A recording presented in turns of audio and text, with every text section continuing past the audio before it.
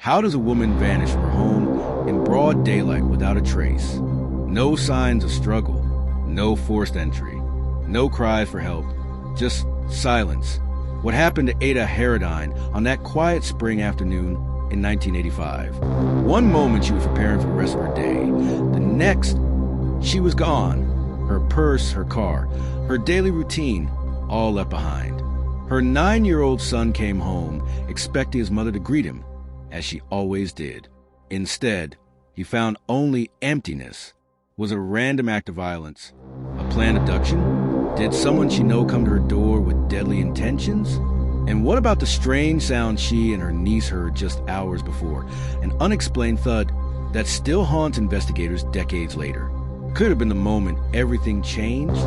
3 years later, deep in a Michigan forest, the truth will begin to surface, but the case remains unsolved. And the questions remain just as chilling. If you're drawn to the unexplained, if you crave answers in cases that have gone ice cold, then this is a story you need to hear. Subscribe now to uncover the mystery behind one of Indiana's most haunting disappearances, and to follow more true cold case crimes that still demand justice. Ada Van Loo Haradine was born in Germany in 1944. During the final year of World War II, after the war, her family immigrated to the United States in search of a better life.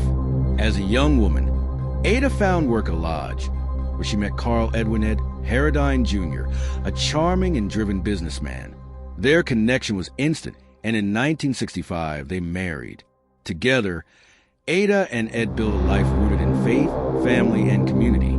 They raised 2 sons, Greg and Jeff, and settled into an affluent neighborhood on Crabtree Lane in East Lake Estates, one of Elkhart, Indiana's most desirable communities.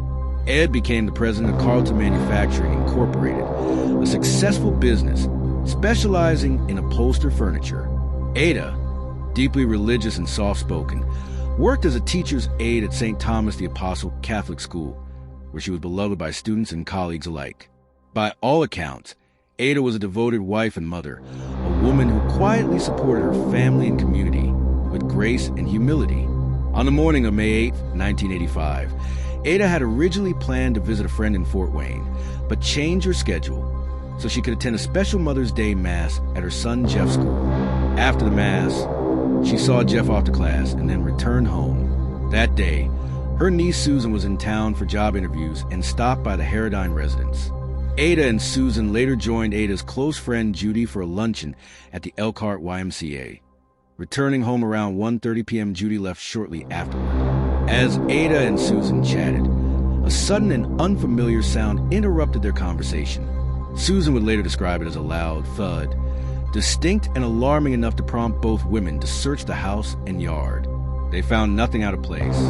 Susan eventually left, and at some point afterward, Ada stepped outside. A neighbor would later report seeing her in the backyard shortly after 3 p.m. 20 minutes later, at 3:20 p.m., 9-year-old Jeff returned home from school and found the house eerily quiet. His mother, who always greeted him at the door, was gone. Her purse, money, and car were all still at the house. Sensing something was wrong, Jeff called his father at work. Ed didn't know where Ada was either, but guessed she might be with her own mother, who sometimes visited on Wednesdays. That turned out not to be the case. Greg, the couple's 18-year-old son who was away at college, returned home immediately after hearing the news. By 7:30 p.m., the family contacted the police to report Ada missing. When police arrived, they found no signs of forced entry or struggle. Nothing was stolen. Nothing was broken. There were no footprints, no fingerprints, no clues, only absence. At first, investigators leaned toward the theory that Ada had left voluntarily. Her family vehemently disagreed. Ada was not someone who would simply walk away from her life, especially not from her children. Then, a neighbor came forward. Around 3:10 p.m. on the day Ada vanished, she had seen the missing woman speaking with a well-dressed man in the Haradine's driveway. He was estimated to be between 45 and 50 years old, around 6 feet tall, and drove a 4-door sedan, possibly black, dark green, or blue. Because the Haradine's home was undergoing renovations at the time, the neighbor assumed he was a contractor or worker and thought little of it. Despite hundreds of tips, including some from as far as Las Vegas, none led to significant breakthroughs. Investigators began to consider the possibility that Ada had been abducted, and that the mysterious noise she and Susan heard might have been the sound of her assailant moving within the house. Had someone been hiding inside? If so, how had they entered unnoticed and escaped without leaving a trace? This is the most unusual case ever to come before the department, said Elkhart Police Chief Tom Cutler. We have no tangible leads, no concrete evidence to say whether she's alive or dead. The case went cold. In the years that followed, Ada's family struggled with a grief that had no resolution. Ed Haradine voiced the pain of uncertainty. The frustration is there to no end. When someone dies, there is a funeral, an acknowledgement that it is over. We did not have that. Being in limbo is a fair description. Greg, then a young man, recalled the shock. We went from living a normal family life one day, and the next day, you guys, reporters and photographers, were outside taking pictures and saying she ran away. It makes you feel violated. Jeff, Ada's youngest son, shared the ache of a child's loss. I would describe her as very caring about the people around her, a well-grounded person, but for me at the time, she was just my mom. It is hard when you are that age not to hold out hope that maybe someday she comes back to me. Nearly 3 years later, on May 12, 1988, two mushroom hunters exploring a wooded hillside in Cass County, Michigan, made a grim discovery. Scattered on the steep slope were human skeletal remains. No clothing or shoes were found, but near the bones lay a wedding ring. The remains were confirmed through dental records to be those of Ada Haradine. Her skull and jaw had been fractured.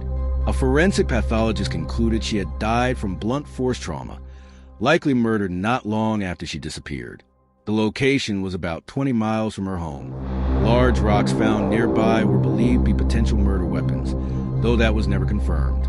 Police also found undisclosed items at a nearby dump site, which were sent to a lab for analysis. The results were not made public. Ada had finally been found, but her killer remained unknown. Ed Haradine passed away from a brain aneurysm in 1993, never knowing what happened to his wife. But their sons, Jeff and Greg, continue to pursue answers.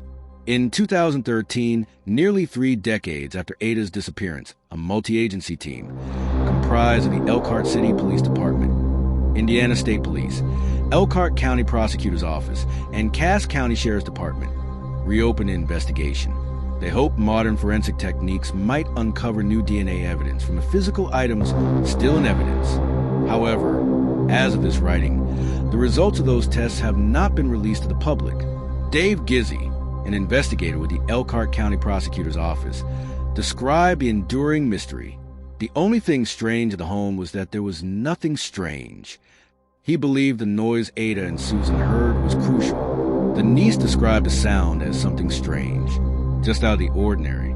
So much so they got up to take a look, but they couldn't find anything.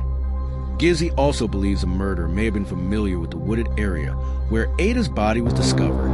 At one point, investigators even considered a possible mob connection, though that theory was never substantiated. The case remains open. After all these years, Jeff Haradine still hopes for answers. I think people out there know something. I think a couple of people have the answers I would like to have, he said.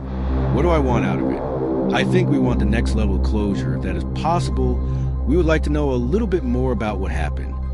For Jeff and Greg Haradine, closure has come in pieces. First in finding their mother's remains, and now an enduring hope that the truth, long buried, might one day surface. Decades have passed since Ada Haradine vanished from her seemingly safe suburban home, only to be discovered years later in a remote Michigan forest, brutally murdered and left without justice. Her case remains open. Her killer remains unknown.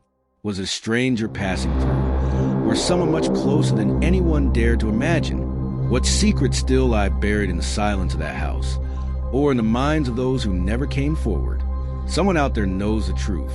What do you think happened to Ada Haradine? Could modern forensic science finally bring answers, or will this remain one of Indiana's most chilling unsolved mysteries?